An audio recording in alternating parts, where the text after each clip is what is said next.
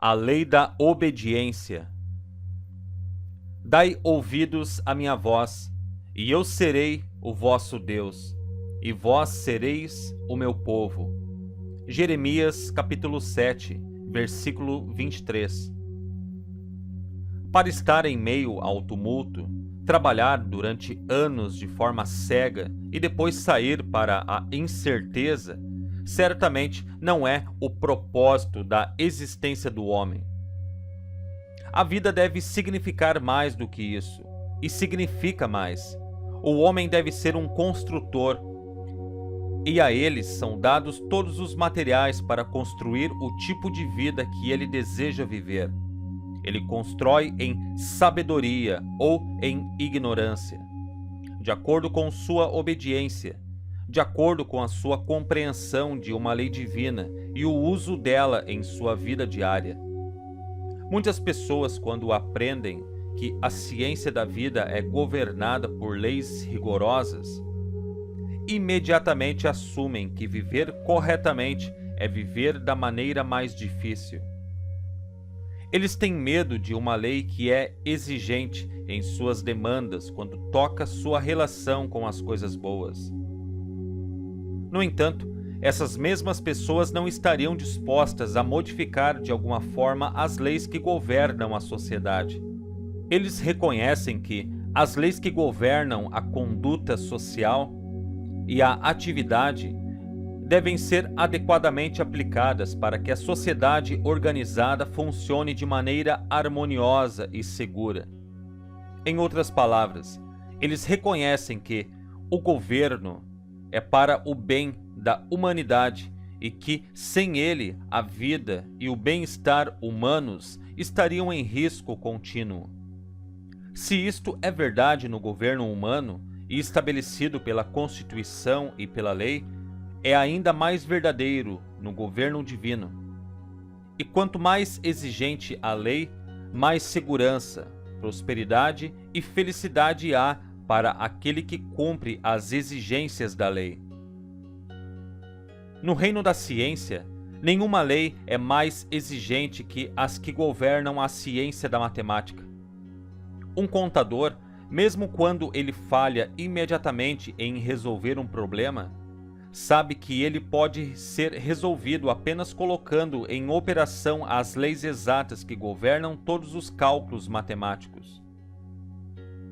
Se essas leis estivessem sujeitas a mudanças, a solução de problemas matemáticos seria totalmente sem esperança. Talvez, de algum modo, a religião tenha se desviado tanto quanto em sua concepção ou entendimento de Deus, seja o Deus dos cristãos ou dos pagãos. Em vez de reconhecer que a inteligência suprema é a lei, operando de acordo e tão seguramente quanto as leis da natureza, os homens criaram em suas ideias um Deus parcial, sujeito ao apelo de santo e pecador, um Deus que pode ser persuadido e negociado, um Deus que dá a vida e a leva embora, um Deus que cura a doença e a causa, um Deus que empobrece e enriquece, um Deus que recompensa e pune. E tendo aceitado essa ideia errada, fez da oração, em grande parte, uma questão de dúvidas, sem a forte segurança de que uma coisa será assim porque está de acordo com a lei divina. Para muitas pessoas, esse aspecto da verdade cria uma ilusão de um Deus para todos, um Deus que não está interessado nas necessidades e problemas do homem. Um Deus que não é um pai a quem podemos compartilhar as nossas preocupações e com quem podemos conversar. Eles levaram o meu Senhor, gritou Maria. Mais cedo ou mais tarde, no entanto, eles descobrem que esse conhecimento divino da natureza de Deus, como lei, lhes deu seu Senhor em um sentido tão íntimo e próximo que todas as dúvidas em alegar que seu bem terminou. Pela primeira vez que a lei é entendida, mantemos o segredo da felicidade eterna. paz e domínio, ou domínio sobre todas as forças ao nosso redor. A palavra obedecer significa submeter-se a regras ou cumprir ordens ou instruções. Obediência, então, é o que governa todo movimento. Seja ele mecânico, literal ou espiritual, uma máquina gigantesca sem ter alguém que a governasse se romperia, seria totalmente destruída porque não obedeceria às suas próprias leis de impulso ou gravidade. Um gigante intelectual que não cumpra as leis da aprendizagem se tornará um idiota. Um aluno que não cumprir ou obedecer às instruções do Espírito, a lei de Deus, reverterá esse bem e criará o mal. Somos dependentes inteiramente da obediência pelo nosso sucesso ou fracasso nesta vida. Nossas sociedades, cidades, estados e nação são apoiados por ela, a obediência. Nossas propriedades e vidas dependem disso.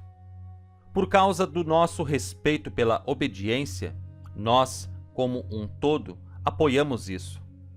Mas ai do homem que tenta romper a pilhagem, saquear pelo lucro egoísta. Quando olhamos para a casa, vemos a mãe educando seu filho com hábitos de disciplina. Amanhã, veremos a mesma mãe feliz porque seu filho cresceu em vários aspectos e conquistou o sucesso. Ele conquistou o sucesso porque, no início de sua vida, a semente da obediência foi colocada ali, o que produziu respeito, obediência e pensamento altruísta. Por outro lado, podemos ver onde os outros fracassam porque lhes foi permitido crescer de forma desobediente, desrespeitosa e egoísta. Os negócios são baseados na obediência, e se cada membro obedecer às leis do comércio, eles serão bem-sucedidos. Quando o homem usa essas leis de forma errada, especulativa, egoísta e sem cooperação, ele traz para si fracassos e provoca falências e perdas. Todos os nossos problemas de vida são resultados da nossa falta de obediência à lei do pensamento e ao seu Criador, sendo Deus. Em grande parte, nossas dificuldades estão em saber o que obedecer e o que não obedecer. Nós vemos na natureza a resposta. Ela não tem problemas que não possa superar. Ela não tem problemas que não consegue resolver. Ela não tem fardos que não possa suportar, nenhuma tarefa que ela não possa executar. Por quê? Porque todas as suas operações são governadas pela poderosa lei da harmonia e da ordem, que remove constantemente toda a discórdia, que cura todas as doenças, que protege todo o mal e supre todas as necessidades. Se no inverno um jovem broto tentar romper o solo antes da estação, a mãe natureza destrói esse broto, o retira ou congela. No entanto, ao mesmo tempo, a própria neve e o gelo que congelam o pequeno broto descontrolado servem como um manto de calor e proteção para as outras mudas que cumprem suas leis. Quando o homem deseja usar a natureza em seu trabalho, como agricultura ou jardinagem, ele deve saber como cumprir a lei da natureza. Por sua vez, ao obedecer às leis, obtém os melhores resultados e, no final, desfrutará da maior colheita. Aquele que obedece às leis da natureza e age como seu servo obediente, mais cedo ou mais tarde se tornará o mestre e colherá uma colheita completa. Todo iniciante que obedece à lei e é um verdadeiro servo do bem se tornará uma alma maior e colherá o poder de controlar todas as suas condições e desfrutar de muitas bênçãos. Foi isso que o Mestre tentou nos dizer quando disse: aquele que é o maior entre vós será teu servo. Todo aquele que se exaltar será humilhado. Todo aquele que se humilhar será exaltado. Aquele que abre caminho para o mais forte ou é facilmente ignorado pelo mais agressivo, não nos parece mais um fraco. Pois Paulo diz: quando estou fraco, sou forte. Significando, é claro, que quando ele é fraco para obedecer à lei do bem, ele é forte e espirituoso. Nossos erros se devem em grande parte ao fato de termos obedecido mais prontamente às leis da terra do que às leis do espírito.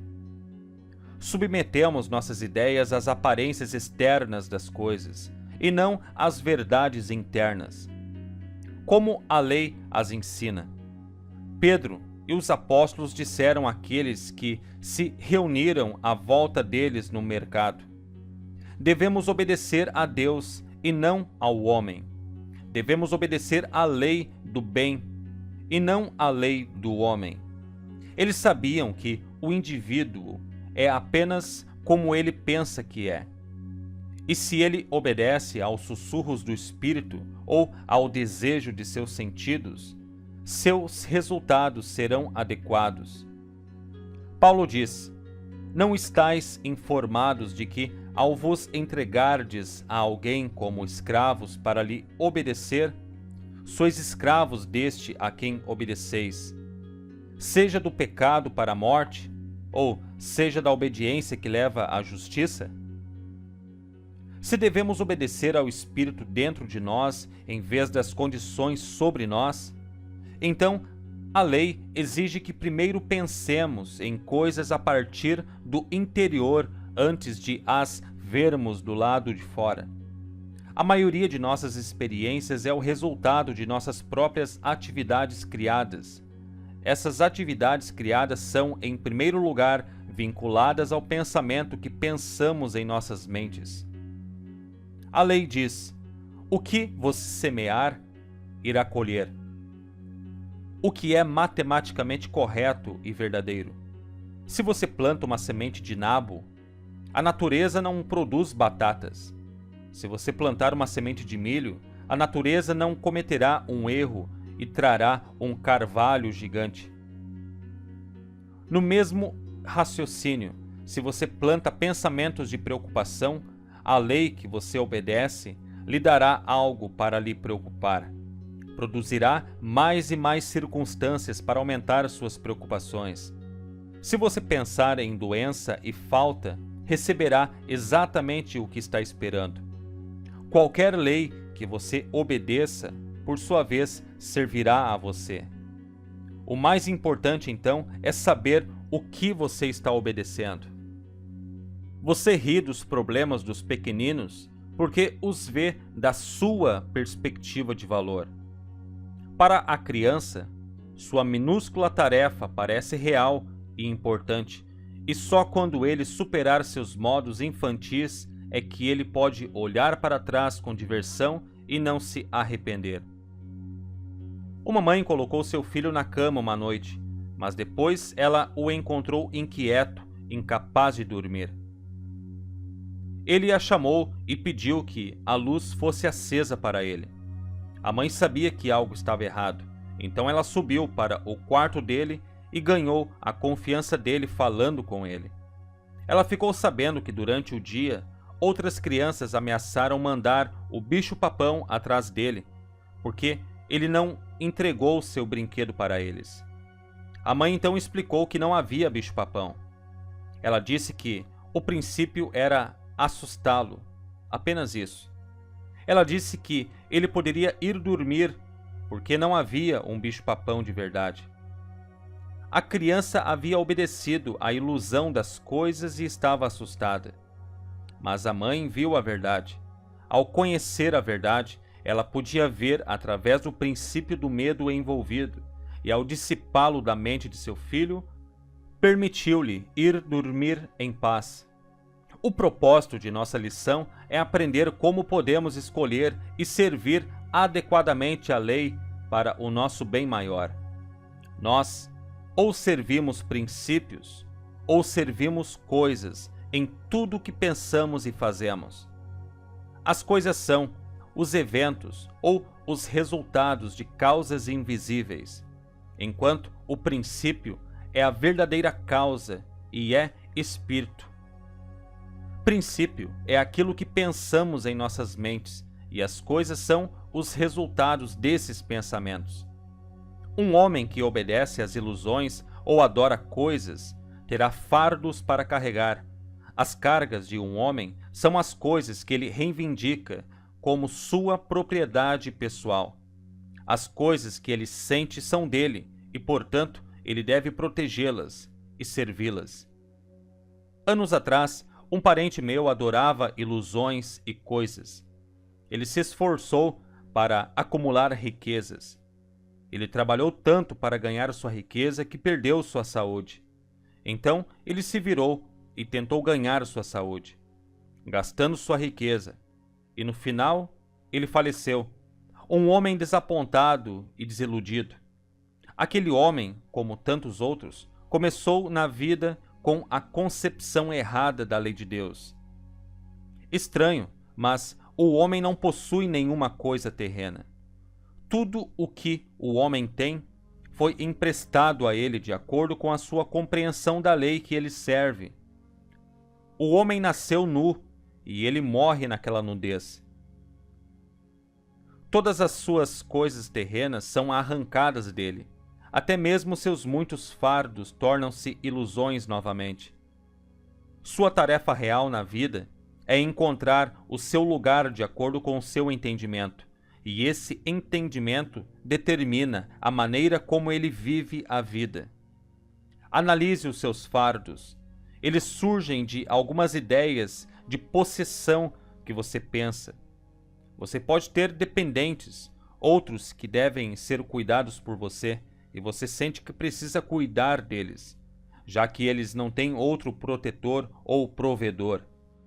Mas quando você percebe a totalidade de Deus, que vê até mesmo os pardais caírem, você mudará a sua ideia de responsabilidade. Então, sua liberação mental permitirá que um fluxo maior de coisas boas chegue até você. E chegará a você de muitas outras maneiras diferentes que antes. Milhares de pessoas hoje são escravizadas pela ideia de que devem ser ajudados por outros, que precisam ter conforto. A necessidade dessas pessoas não é a sua ajuda ou a minha, mas sim ter uma nova compreensão da própria vida. O medo do futuro tornou-se uma crença que afeta todas as idades. Ao obedecer à lei do medo, em vez da lei de Deus, você terá muito mais fardos, pois somente quando formos capazes de lançar nossos fardos sobre a lei, seremos livres. Se você for obediente à lei, você não sofrerá esses fardos sobre você.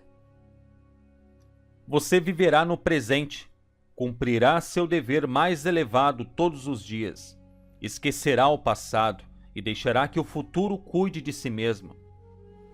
Para confiar na lei, você deve conhecer sua orientação pela experiência e prática. Para aqueles que não aprenderam essa orientação, a experiência deve ser adquirida. Deus não exige que você siga sua liderança na confiança cega. Veja a evidência de uma inteligência invisível que permeia tudo, até mesmo a sua própria mente e corpo. A desobediência à lei é a recusa em fazer o que sabemos ser certo. Todos nós sabemos o que é certo, mas nem sempre o fazemos porque parece interferir ou atrasar nossa obtenção imediata do objeto que vemos. Queremos retornos rápidos, esquecendo que a lei se move lentamente, mas funciona perfeitamente e bem. Queremos a cura instantânea de nossas doenças, mas não queremos abandonar a rede de hábitos que as causou. Quando falamos de um homem de princípios, queremos dizer um homem que é governado pela lei do pensamento e da vida corretamente. Um homem que não é facilmente influenciado. Um homem que não é um oportunista.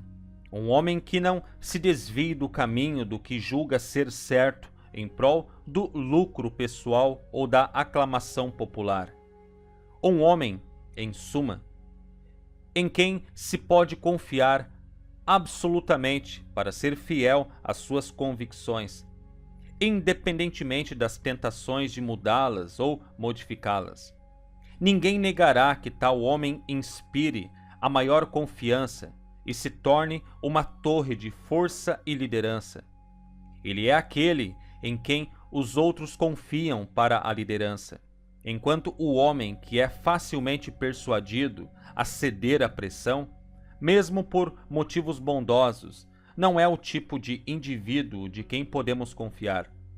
Se isto é verdade para o homem no reino exterior, mais verdadeiro é quando tratamos do homem no reino interior, o reino mental, porque Deus é o princípio. O homem governado por Deus nunca duvida dos resultados a serem obtidos seguindo o princípio, pois o princípio é baseado na lei e na obediência. Portanto, esta lei irá ter como resultado a felicidade, a paz e a prosperidade.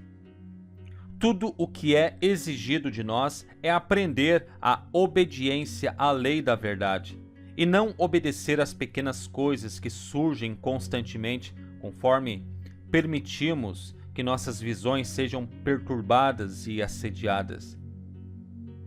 Bem-aventurados os que ouvem a palavra de Deus e aguardam. Dai ouvidos, ou obedeça, a minha voz, e eu serei o vosso Deus, e vós sereis o meu povo. Quando obedecemos à voz, que é a lei, então entendemos com o Mestre a afirmação: tudo o que é meu é teu. Esta é a lei agindo através de nós. Ao obedecermos à lei, humilharemos nosso eu pessoal ao eu divino que está dentro de nós.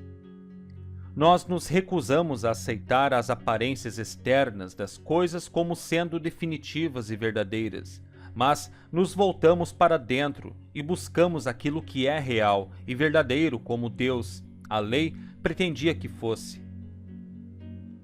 Vamos viver com Deus em sua obra, não depois de morrermos, não amanhã, nem no ano que vem, mas aqui e agora. O reino de Deus é todo sobre nós, aguardando nosso reconhecimento ou obediência à sua lei.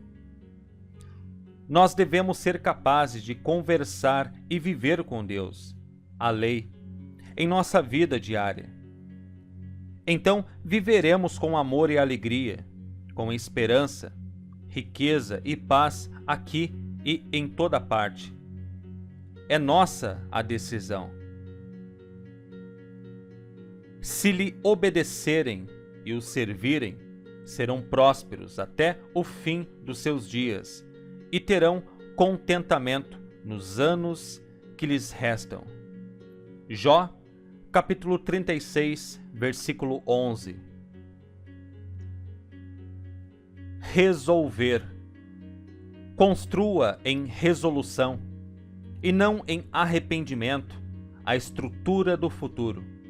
Não apalpe as sombras dos velhos pecados, mas deixe a luz de sua própria alma brilhar no caminho da esperança e dissipar as trevas. Não desperdice lágrimas no registro apagado dos anos perdidos, mas vire a página e sorria. Sorria para ver as belas páginas em branco que permanecem para você. Não fique tagarelando seu arrependimento, mas acredite que a centelha divina mora dentro de ti. Deixe-a crescer. aquilo que o espírito de ascensão pode alcançar. Todas as grandes forças criativas sabem.